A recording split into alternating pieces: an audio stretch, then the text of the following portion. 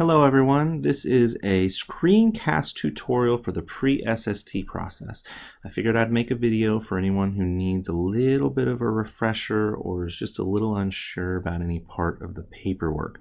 So let's go ahead and get started. I'll talk pretty fast to try to keep the video as short as possible. So the first thing you're going to do, you decide a student needs an SST or may need an SST, or maybe the parent requests an SST and we decide on interventions in the meeting. Either way, we're going to do 6 weeks of interventions and a pre and post assessment. So if that's the case, you're going to go to your Carol Fowler folder and then your SST forms and resources folder, and in there you will see that there are folders for each grade level with some resources, but in the main SST forms and resources folder you'll see these two files here. They are the same thing. One's a PDF, one's a Google Doc. You can print them and write on them, and the example I give, that's what I'll be mimicking. But if you want to write on them digitally, I suggest downloading the PDF or opening the PDF with a program called Cami, which will allow you to write on it. So let's go ahead and get to the example. So we have our paperwork, we have our student. We're going to fill out this page with all the information. We're going to use Infinite Campus. Pretty simple here, so I'm going to blow past this first page pretty quick. So at the top of this second page, I'm going to write the student name, teacher, things like that. And then I'm going to fill out the first 5 columns, and I'm going to do all of this before submitting for administrative approval. And so my first column is going to be student strengths, things that I might say at the SST meeting. Things like works well in groups, or turns in all work, or excels in mathematics if they excel in another subject.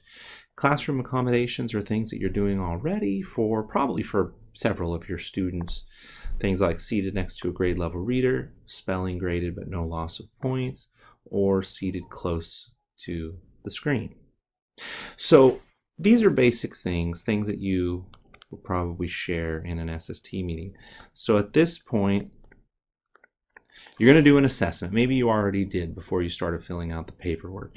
So you might do a BPST. You might give them a mathematics assessment. In this example, we're going to go with reading, but it could be math.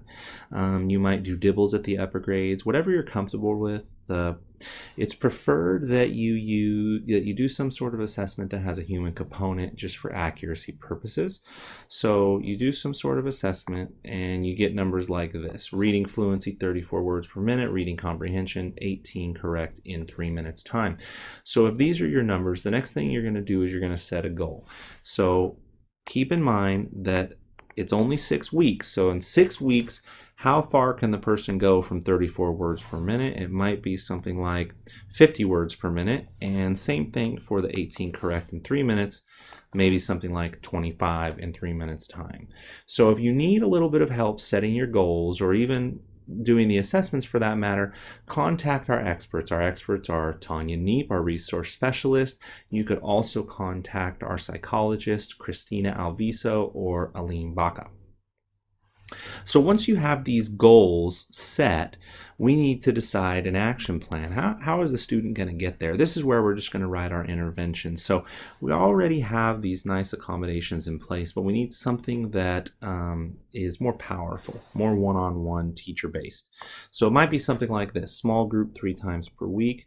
That is perfect. It might be one-on-one. There's several things you can do, but again, human component is definitely preferred in this case. Okay, so once you get to this point, you're going to go to the next page and you're essentially going to transfer some of the information over. So student name at the top, concerns, baseline data, and then the interventions. We're going to leave these last 2 columns here for after.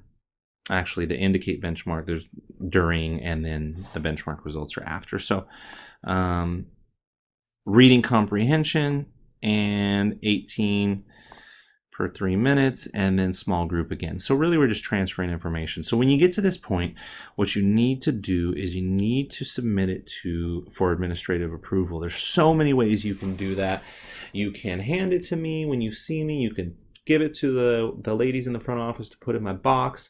You can send it to me digitally, pretty much any way that you want. you can communicate this stuff with me. And then if everything looks good, I'm going to give you the go-ahead to call the parents, because after administrative approval, parents need to be contacted by teacher to let them know what the interventions are. So let's say that you call on 2/9/17 after administrative approval, and you tell Mrs. Kramer that all of the interventions that are going to take place and how you're going to reassess in 6 weeks. And that means that we have a start date. So you go ahead and write the start date there. And then on the third page, you're going to write the start date over here at the top and the ending date for the 6-week time period.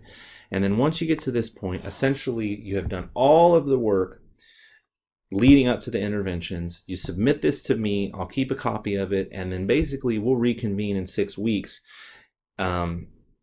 which you will be the one to get in contact with me or resubmit the paperwork, and I'll get into that in just a second. So at this point, start the interventions. 6 weeks, do another assessment. So 6 weeks go by. You reassess the student. Now we're going to fill out this box over here. So maybe they are up 55 words per minute now and 27 correct in 3 minutes. So if that's the case, I'm going to go ahead and take those numbers. I'm going to throw those on the front in my last column that is the results of the action plan, and then I'm going to compare them to the goals. So 50 words per minute to 55, did they meet that goal? In this case, or this example, I should say, the answer is yes. And then 25 was the goal, and they got 27. So again, met the goal. If that's the case, then you're going to be down here at the bottom, and you're going to put yes, the concern is resolved. But if the student is below grade level, you would continue those interventions as long as necessary. Now, if the student's at grade level, you could end the interventions. If the student does not meet their goals, which is not the example here, but if the student does not meet the goals, then instead of putting yes, you would put no, request SST. And then you're going to submit this paperwork to me. Actually, you're going to submit the paperwork to me either way, or just give me a copy. And then if it's no down here, I'm going to contact the appropriate people, and we're going to start setting up for an SST meeting where we can possibly talk about testing or further interventions. So basically, that's the end of this paperwork process. I hope this was helpful. If you have any other questions, feel free to contact me at any time. You also have some of the other people as resources, Tanya and the psychologist, and good luck.